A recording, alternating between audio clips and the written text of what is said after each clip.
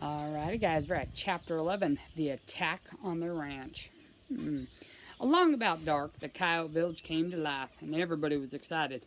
Fresh chicken! Fresh cat! They all kept shouting. Oh boy! Even the kids were excited. They chased each other around, practiced howling, played a game called Get the Dog. The idea of the game was two kids that played coyotes, and one played a guard dog. The coyote pups would lure that dog out and then jump him. I played that game myself, only when I played it, it hadn't been a game. And I'd been on the dog side. I never thought it was much fun, either. After the sun went down, Scrunch climbed up onto a big old pile of rocks and gave a speech to the whole village. He was a fireman and rebel-rouser. He preached the kind of hot gospel that those coyotes wanted to hear. Jackrabbits run too fast. They make us tired. A mouse, he'll run down a hole. And then when we have to dig, makes us tired too. But a chicken is easy. Chickens are nice and fat. They just sit on a nest. They don't fight. Chickens are plump and juicy, and this night, everybody will eat chicken. A cheer went up from the crowd. I was standing beside Missy, and she whooped and hollered along with the rest of them. Scrunch waited for the cheering to die down, and then he glanced at me. Ranch doesn't have a big guard dog now, only little white dog with cut off tail. Maybe this night we'll kill that dog too. Another cheer went up. Scrunch watched me with half a smile on his face. When I didn't cheer for the rest of them, he said, "What do you say, Hunk? Maybe you will help kill the little white dog, huh?"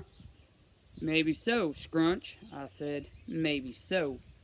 Then he led the crowd in singing me Just a Worthless Old Coyote, which was everybody's favorite song, and sort of their national anthem, I guess. I noticed it even brought tears to the old chief's eyes.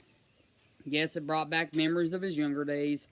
When the song started, Rip and Snort came over to where I was and wanted to harmonize like we'd done that one night. I tried, but I just didn't feel much like singing.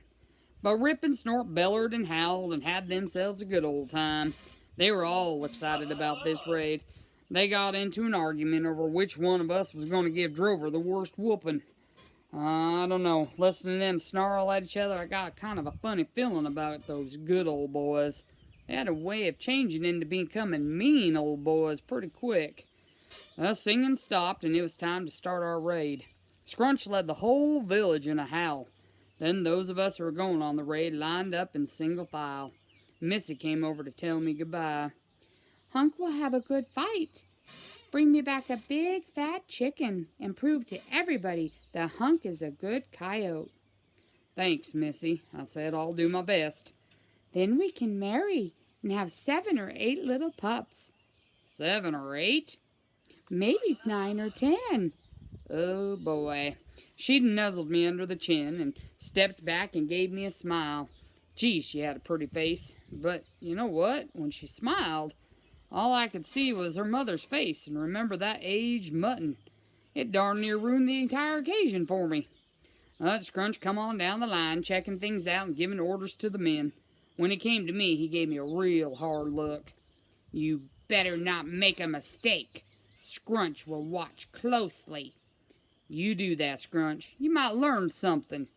He gave me a sneer and went back to the front. With the rest of the village cheering, we marched down the canyon rim in a trot.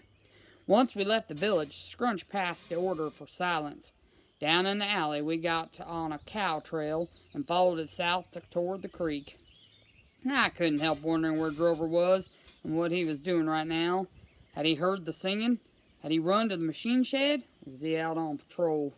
I hoped for his sake he was in the farthest back corner of that shed, because these coyotes were in a dangerous sort of mood. As we slipped along through the night, I started putting a few things together. It's pretty clear that Scrunch was the one who had been responsible for those murders. He'd been obviously sneaking in, taking 1 or 2 chickens at a time, and now decided to launch a full-scale invasion, share the spoils of war with the rest of the coyotes. Funny I'd solved this case. Only this time I was working on the other side. Life sure does play tricks on a guy. Makes it awful hard to plan for the future. Growing up, I never would have dreamed I'd end up a chicken killer.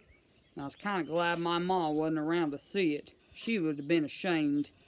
About 200 yards north of the ranch, Scrunch called for a halt and gave the final orders for attack. He told Rip and Snort to snirkle around to the south, and a couple of us guys over to the west. He hadn't given me any orders, and that was okay with me. I figured I could just lay low and stay out of the way till the dust cleared. You. I looked around. Huh? You go with Scrunch. You get Little White Dog. We'll find out how bad you really want my sister. Well, surely I don't deserve such a fine honor. I mean, surely. No talking. Only fight. The others left, and me and Scrunch started sneaking towards the ranch. I felt sick. Things had gotten out of control. I hadn't wanted it to happen this way, me against my old buddy Drover. In his own bungling way, Drover was a nice dog. We'd had our squabbles and differences, true, but we had good times too. About 25 yards out, Scrunch stopped and dropped down into the grass, and I squinted in the darkness and saw Drover standing beside the northeast corner of the machine shed. Just as you might expect, he wasn't looking in our direction. A little runt had no idea what was about to break loose. A laugh growled in Scrunch's throat. This will be easy. That dog's not bright. I couldn't argue with him. I mean, the facts were the facts. We crawled forward another 10 or 15 yards, then off to the south, Rip and Snort started up on a howl.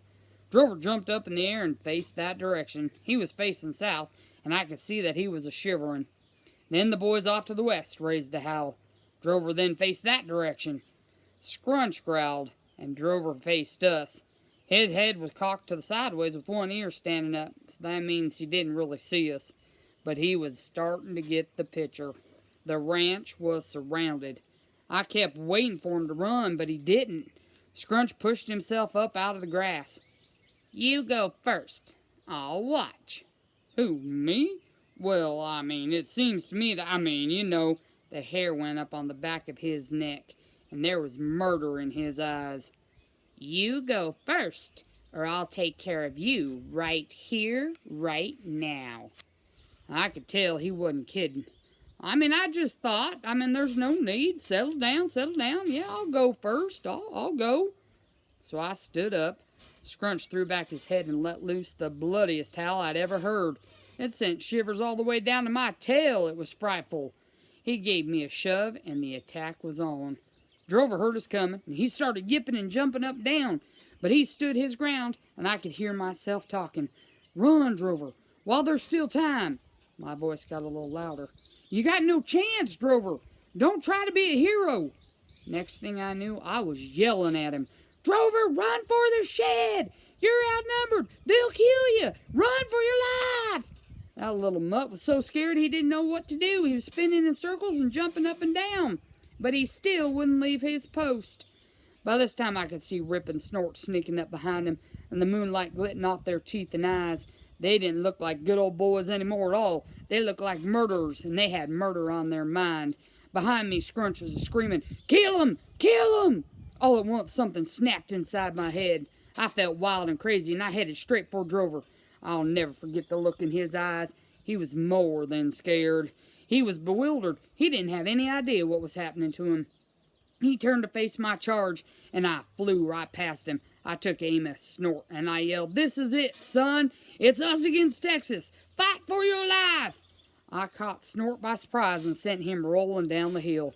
That gave us just enough time to catch Rip as he was making a dive for the back of Drover's neck. I hit him midair and knocked him on his back. By this time, Scrunch had plowed Drover under and was standing on top of him, ready to tear out his throat. I lit right in the middle of his back and got a bite right on his right of his ear, and I started chewing. It took time off. That took his mind off Drover, and he jumped straight off and pitched me off of his back.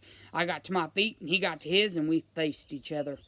Call off your boys, Scrunch. Let's just make this you and me, one-on-one. He grinned. Chicken dog's gonna die for this. I had a little piece of his ear in my mouth, so I spit it out at his feet.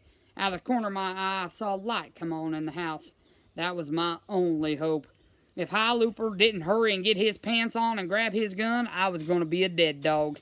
Seems you lost a piece of one of your ears, Scrunch. If you'll come a little closer, I'll work on the other ear and see if I can't make 'em match. Scrunch cut his eyes toward Rip and Snort. Get him. Rip and Snort gave me kind of a mournful look, but it was decision time. Friend or flesh and blood? I said get him! They licked their lips, swallowed, glanced at each other, and decided. They chose flesh and blood and started creeping toward me. Drover, I said in a low voice, you gotta keep him off my back, son, or we're both finished. Drover squeaked. He was so scared he couldn't talk. Rip and Snort and the other two coyotes started closing in on me.